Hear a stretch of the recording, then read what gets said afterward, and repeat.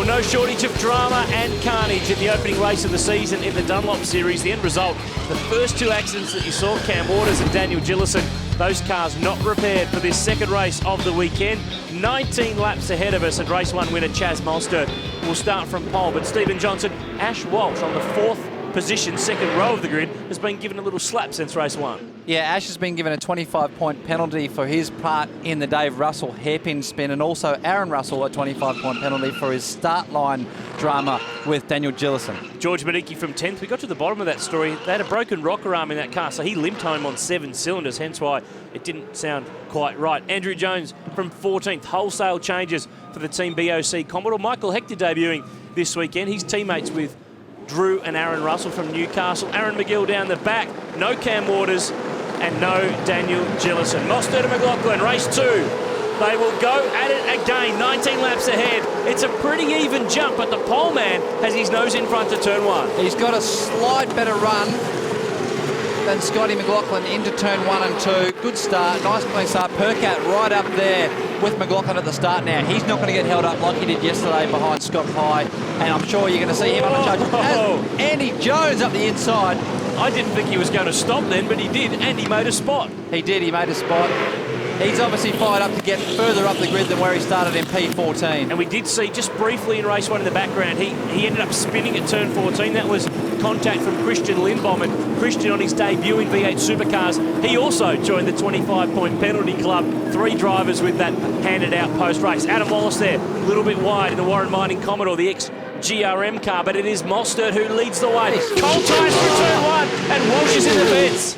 That's another one, same as yesterday. Scott Pye into the fence yesterday through turn 8 on lap 1. And now Ash Walsh, you can see the damage on the left side. There's no mirror left. Let's just see if he's got any suspension damage. It doesn't look like he looks like he's trying to check it to make sure that it's all still intact, but you're going to have to wait and see, because it could happen further down the track in coming laps. He's lost a spot to Luke Yulden in the Jayco Ford. We're on board with Rodney Jane, 8th in race 1, had a great fight with Jeff Emery. Replay again at turn 8. Check this out. Bang, that's a lot harder hit than what Scott Pye did yesterday. There's definitely going to be some sort of suspension and or wheel damage to that car. But the thing is, he has hit side on, which if you are going to make contact, that's the way to do it. Absolutely.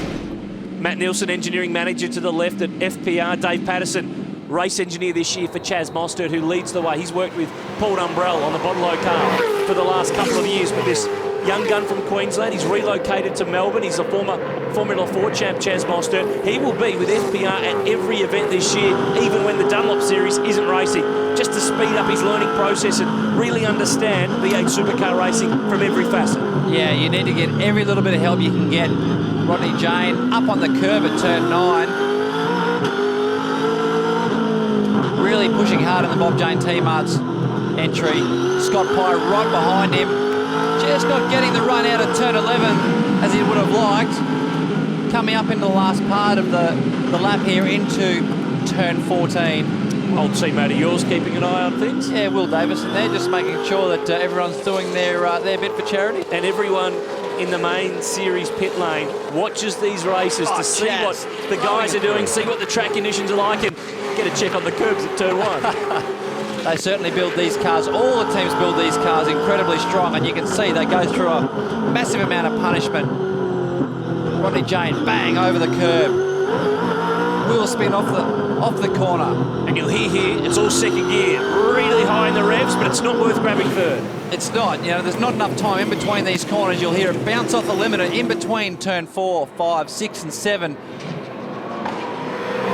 Scotty McLaughlin there trying to pull a gap on Percat, but he's trying to chase down the man in front, Chaz Mostert, and Chaz seemed to have got that little gap at the start of the race, and he's holding it nicely. Back with George Medicki, started from 10th on the grid. Down the sequential box, turn 9, this is the hairpin. And this is a 888 built Falcon, but quite an old car in terms of the machinery in front of it. Scott Pye running the championship winning car from last year, and the car Medicki's driving is Jamie Wincup's championship winning Vodafone car, but from 2008. There's a lot of heritage in these two cars here. Is he going to have it up the inside? Not quite. But he is definitely all over the back of Scott Pye, who's all over the back of Rodney Jane, who's all over the back of Ash Walsh. I see a theme developing there. Beniki's come back from 2 years in the US. Of course, we knew him from his racing in the V8 Utes, and he was a real front runner before he left that category and tried his luck overseas. Has come back a much more rounded driver, moving to Melbourne to be closer to the Sonic team. Rodney Jane's wide, and Andrew Jones, I tell you what, this BOC Commodore, they've made sweeping changes, and clearly they're working. Yeah, he has. He's made massive changes overnight, and obviously that car's come to life now. He's really pushing forward in this group, and these guys aren't slow. These guys are the best of the rest, and this slow-mo replay is just magnificent over turn 2.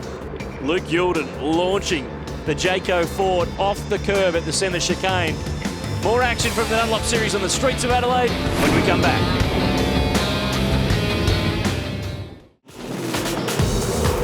It's only appropriate that it is the Dunlop Series here on the streets of Adelaide for V8 Supercars, and our slow-mo camera capturing the Dunlops at work. And have a look at the compression on the right rear of Christian Lindbaum's Commodore as he fires it off this turn 1 chicane. Yeah, you can just see the amount of tension in the cars there over those curves is phenomenal. This is the fight for second. Scott McLaughlin under fire from Nick Percat. Chaz Mostert has cleared away once again. Out in front, that FPR Falcon is a rocket ship. It is. Percat, you can see there, good run through turn 8. Very good under brakes into turn 9 behind Scotty McLaughlin, who just seems to be struggling a little bit.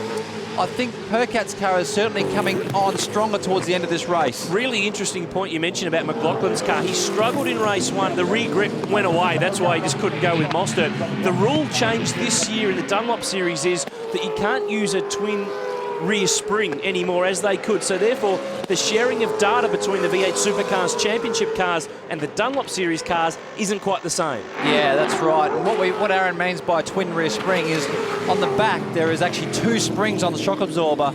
In the main series cars, there's actually 1 spring, 1 long linear spring on these cars, and it makes it a lot easier to set up, and you can't get confused as much with the single spring. And that's one of the things that a lot of the, I guess, the privateer teams in the Dunlop Series have been really brewing about over the last 12 months. The likes of Triple H, Stone Brothers, Walkinshaw Racing, running cars in this development category, but effectively picking up information for their main series drivers on the same weekend. Yeah, that's right, and it does make it hard for the guys, I wouldn't say weekend warriors, but the guys that haven't got that professional backing behind them to get up with these sort of guys. I mean, you see in this category now in the Dunlop Series, all of them are front-running V8 Supercar main game cars that are running this Dunlop Series. So it does make it hard for the likes of a lot of the other smaller teams.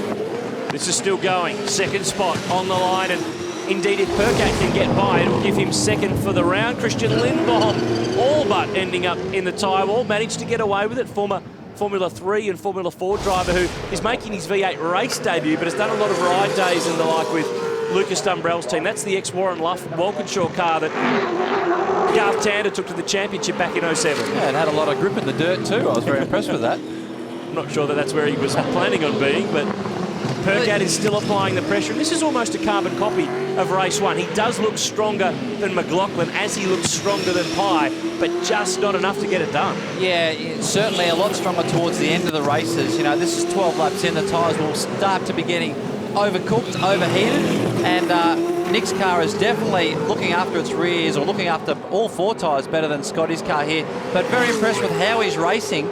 It's not too dirty. He's not pushing and shoving and trying to get past. He knows that this is an important year for him. He needs to get points every race he can. Percat and the Coates Hire Commodore, they had a wet test at Winton. A lot of teams were affected by that day at Winton that were all there, both in the main series and Dunlop Series teams, so they didn't really get any dry running. No problem with dry running this weekend though. The weather is perfect for this second race of the weekend. A big gap now in the Dunlop Series between this round and the next one at Barbagallo in Perth at the Training Post Perth Challenge. But that's a track that we've been to at least for the first time last year, so it really sets up an interesting championship for the rest of the year. Yeah, it does, and Nick will be wanting to hope that he has a better run this year than he did last year. He had a terrible run last year, which really put paid to his championship effort.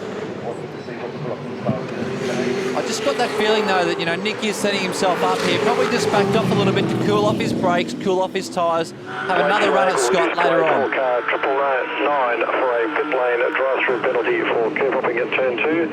Also confirming white flag pit lane drive-through penalty for car 999. So George Medicki will be given a tour through pit lane because he's been cutting the turn 1 chicane on too many occasions, and this was also one of the dramas he had. Tim Blanchard on the charge from the back of the grid. They've worked hard to repair the J-Leg Ford.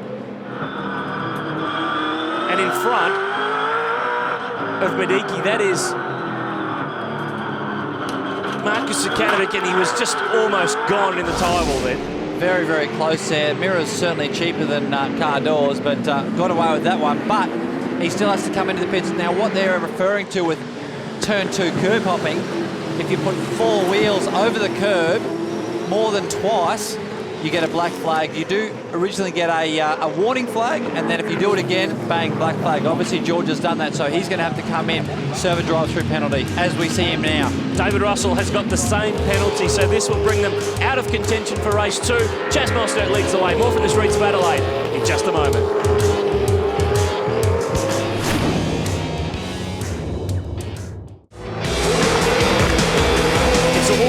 Between David Russell and George Medicki, they have rejoined from pit lane after taking their drive-throughs for curb hopping, and Medicki getting stuck into the back of the Dreamtime Commodore.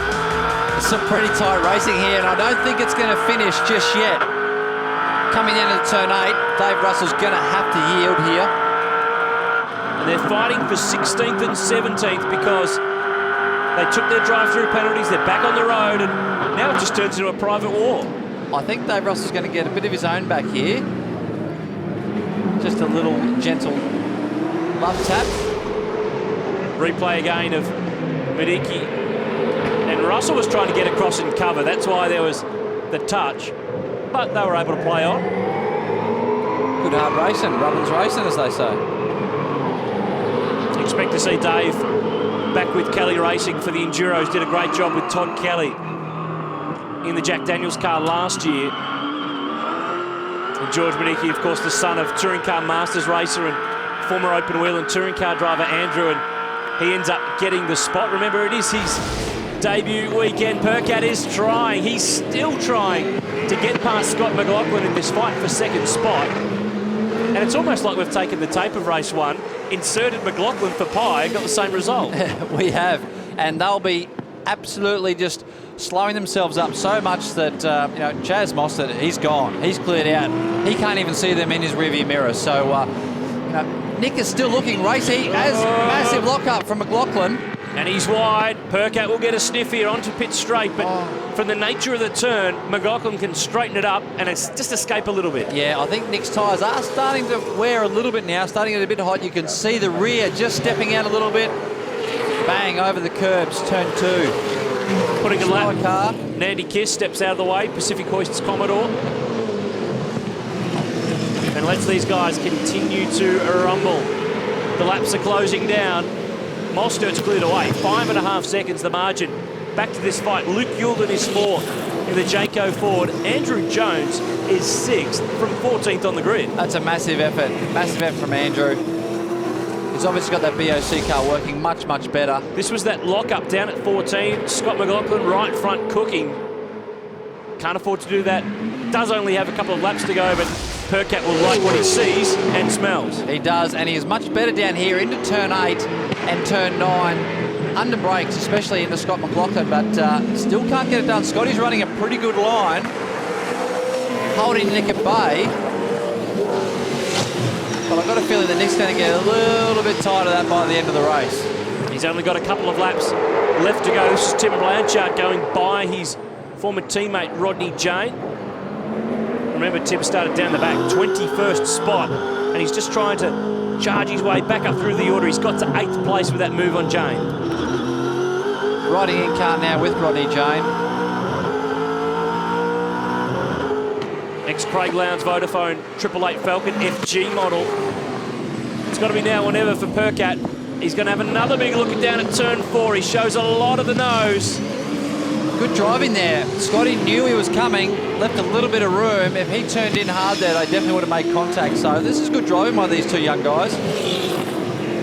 And remember too that this is for second in the race, but it is also for second for the round. Remember in the Dunlop series, we still have the round system where most points for the weekend wins. I tell you what, it's a system that I still like. Yeah, it rewards consistent efforts throughout the weekend in both races. Chaz has obviously run away with it. He's going to win, providing he keep it on the track the last 3 laps, but he's going to take out the honours. But out of these two, this is for second in the championship. And you might be wondering, well, if they both have a second and a third, how do they decide who picks up second for the weekend? Well, it goes on this race result, the last race result. And at the moment, it's in McLaughlin's favour, but Percat has got pace. He just can't get it done. They've got more lap traffic up in front. Brett Stewart, the Western Australian, having his first run on the streets of Adelaide. That's next Paul Morris, Motorsport Commodore. And Nick's probably having a few nightmares about ex-PMM cars, wouldn't he? He would be right now, but also looking that he'll be looking up ahead thinking, right, where can these lap cars help me pass Scotty McLaughlin down the inside? This is the replay of Blanchard getting by Jane, turn 9. Really good run through turn 8 there by Blanchard, and that's what set up the whole pass there. Stewart out of the way. They get on through, but now Percat, he's looking for the over and under move on McLaughlin. Now he lunges, shows the nose. This is where he got to Scott Pye in the first race. He'll file that in the memory bank for the last lap. He will. He'll know exactly what he's going to try to do, but Nick might do something different on the last lap and take him by surprise. So we'll just have to see how this plays out. He gets a better run through turn 8, Nick does, and he's always better down here under brakes. But Scott covers middle of the road and Nick arrows in. Now he thinks, well, there's nothing going here. I need to set it up. Remember, this part of the track's actually been resurfaced since last year, so a little bit more grip on offer on this run into the race course. There is, and also what Scott's doing, moving once on the track, you can defend, you can move once, but you cannot move again. So once you move to the inside, you must commit to that line and stay there. Another lock-up from McLaughlin. This one's a bigger one. This one sends him wide. Percat has got a sniff. He's got 1 lap left to go. Remember, he's an Adelaide boy. He lives in Melbourne these days, but he's very much a South Aussie born and bred. He'd love nothing more than a big result on home soil. How's Luke Yordan sailing on the Dunlops? And bang, straight over turn 2 again. McLaughlin defending at turn 4. He knows that he's struggling. Oh, Aaron McGill smoking in front of them. And Nick's trying this over and under. He worked on this last lap. Now he's got McLaughlin on the inside. He wants to switch it back and get it done at turn 7. Here he goes. Can he do it? Oh, he's in. He's in. I didn't think he was going to get there. They're over the curb. It's a drag race to 8. This is a great race. It always seems to happen on the last part of the race now. Whoever's in front at the 150 marker, the other car has to yield, and that was obviously Scotty McLaughlin. And now Percat will give him a dose of his own medicine. Straight to the inside, stop and prop. No way he's getting back up the inside. As long as they can both get out of here clean, I would think that you're not going to see too many changes here into the last corner, but you never know. Scott could surprise us with a big move into this final corner here, but Chaz, he hasn't faltered all weekend. Pole, 2 race wins. Thanks for coming, guys. The Chaz has taken the win. Mostert wins round 1 on the streets of Adelaide. Percat, he fought for 18 laps. He followed McLaughlin, and he got it done on the last one. He snatches second in the race and second for the round. McLaughlin still should be happy. That's a good podium finish. Luke Yordan 4th. No, Rodney Jane, Elliot Barber haven't made it home yet. They haven't. This is how the move was done. I didn't think Nick was going to get there, but McLaughlin gave him room, and he just fired up the inside. And of course, there's a bit of exit road here that they both had to use on the outside of the curve. You can just see that dirty part of the road. Here's this incident between Rodney Jane. Avoided Blanchard, put himself into the concrete, and then the next time around was defending from Lindbaum. Had young Elliot Barber around the outside in the Minda Commodore. And they've made a meal of it. That was a very messy incident. Nothing messy about Mostert. He wins by nearly 9 seconds. Ash Walsh, another strong drive in 5th, and Andrew Jones from 14th to 6th. Scott Pye, Blanchard, Zukanovic, and Lindbaum rounded out the top 10. Pye struggling in that race.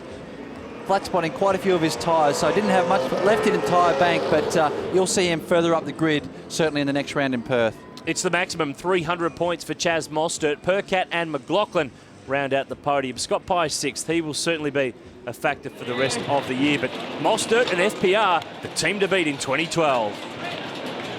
Chaz, 2 from 2. What a start to the championship. Oh, it's brilliant. Second year in the championship. I couldn't ask for anything better. So. And what about that start? Yeah, it wasn't a bad start. Yeah, I don't know where I pulled that one from, but I'm glad I did. And yeah, it was a good race for me anyway. And the next time we race, the Dunlop Series heads to the west. Barbagallo Raceway in Perth, May 4 to 6, round 2 of 7 for 2012. The podium full of young guns. Is this the changing face of V8 Supercars? Mostert, McLaughlin and Percat in Adelaide. Too strong, Chaz Mostert and FPR. Thanks to Stephen Johnson and the whole team. I'm Aaron Noonan. We'll see you at round 2.